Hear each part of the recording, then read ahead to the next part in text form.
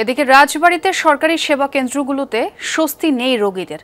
কম খরচে সেবা নিতে আসে দরিদ্র জনগোষ্ঠী, অথচ জনবল সংকটে ব্যাহত হচ্ছে চিকিৎসা। ওষুধ সংকট আর অন্য হাসপাতালে ছুটতে গিয়ে অবস্থার আরও অবনতি হচ্ছে রোগীদের। সেবাদাতারা অবশ্য বলছেন এরই মধ্যে জনবল সংকটের বিষয়টি জানানো হয়েছে ঊর্ধ্বতন কর্তৃপক্ষকে। নতুন ব্লেন্ডে আরও রিচ অ্যারোমায় সেলন ফ্যামিলি ব্লেন্ড টে। রোগীদের নামমাত্র সুবিধা দিয়ে চলছে রাজবাড়ীর বেশিরভাগ সেবা কেন্দ্র। জেলা সদর হাসপাতাল সহ উপজেলা স্বাস্থ্য কমপ্লেক্সগুলো নিয়ে সেবা প্রার্থীদের অভিযোগের শেষ নেই। ওষুধ না পাওয়া, গুরুতর রোগীদের অবহেলা, শয্যা আর চিকিৎসক সংকট সব মিলিয়ে অতিষ্ঠ রোগী ও স্বজনরা। আর ডাক্তার প্লাস ওষুধের খুব সমস্যা। যদি গুরুতর কোনো অবস্থা এখানে কোনো চিকিৎসা নাই, এখানে আসলে শুধু ফরিদপুর ঢাকা রেফার করা হয়। ডাক্তার এখানে ঢাকা পরিবহন থাকার দরকার ছিল, ডাক্তার নাই। এক ডাক্তারের 5 ডাক্তারের রোগী দেখতে পারে না। সেবার মান উন্নয়নে 2019 সালে জেলা সদর হাসপাতালে 8 তলা বিশিষ্ট নতুন ভবনের নির্মাণ কাজ শুরু হয়।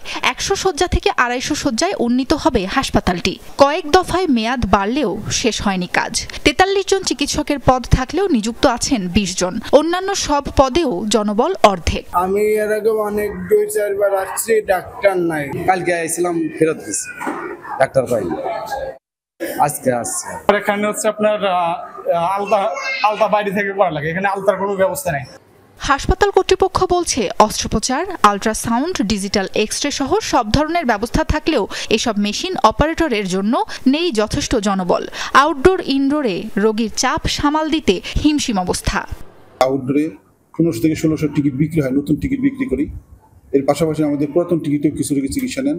আমাদের ইনডোরে প্রতিদিন গড়ে 250 উপরে রোগী ভর্তি থাকেন। জরুরি বিভাগে প্রতিদিন গড়ে 200 থেকে 250 রোগী চিকিৎসা গ্রহণ করে। জনবল সংকটের কারণে আমাদের চিকিৎসা যে একটা কোয়ালিটি মেনটেন করে চিকিৎসাতে খুবই কষ্ট হচ্ছে। অনেক চিকিৎসক আছেন পদায়িত, কিন্তু ওনারা আবার সংযুক্তি অর্ডারে ঢাকা বা বিভিন্ন জায়গায় কাজ করছেন, বড় বড় হসপিটালগুলোতে। ওনাতে অনেকে ট্রেনিং পোস্টে আছে, অনেকে আবার নন ট্রেনিং। এর জন্য পোস্টগুলো আমাদের খালি দেখাচ্ছে না, আমরা নতুন কোনো ডাক্তারও পাচ্ছি না, এবং এক্সিস্টিং যে কজন ডাক্তার আছেন তারাই রোটেশনের মাধ্যমে কেউ কোনোভাবে আর কি স্বাস্থ্য সেবাটা চালায় যাচ্ছে। রাজবাড়ী সদর হাসপাতাল সহ গোয়ালন্দ, পাংশা, বালিয়াকান্দি ও কালুখালীতে রয়েছে উপজেলা স্বাস্থ্য কমপ্লেক্স। এসব সেবা কেন্দ্রে জেলার 5 উপজেলার 14 লাখের বেশি মানুষ চিকিৎসা নিতে আসে। সাবরিনা লিজা, যমুনা নিউজ।